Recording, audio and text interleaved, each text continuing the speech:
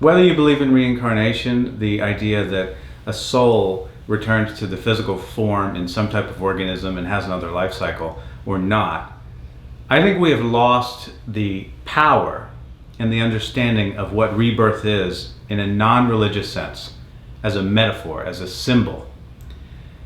In our modern society, we are told that we have to stay the same, that we can't change, we can't transform. We've lost identity with the metaphor of the phoenix. The phoenix dies and turns into ash, and it's reborn once again, completely anew. It is reborn. The phoenix doesn't say, well, I'm going to stay in this form because that's how people see me, and I'm going to stay that way so others will continue to accept me as the phoenix. It is completely destroyed before it returns to life. And if we look at reincarnation as a metaphor, we are all experiencing it. We are all experiencing forms of rebirth. And the ancient religions, the ancient understandings, they embraced this. They performed rituals around the notion of rebirth. They performed great ceremonies around their gods and stories that were constantly being reborn, life and death, life and death. And if we look at that psychologically, intellectually, spiritually, we are going through the same process. The stories that we heard and came up with and things were reflecting our own psyche's adventure. We are on the constant life path of death and rebirth. Experiences change us irreparably.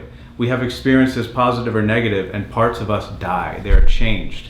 Or we see the world anew. We see new things. We have new perceptions and understandings.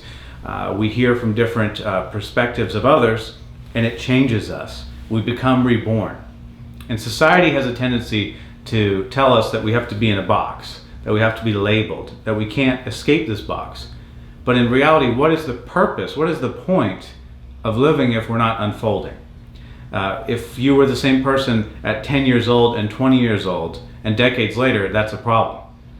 So we have a duty to experience rebirth as a metaphor. We have a duty because it brings meaning and it brings value to our lives, to have new perspectives, to have new parts of our true self come forward through this unfoldment process. And I think we've lost touch with that. Our ancestors knew it. Our ancestors knew the power of it.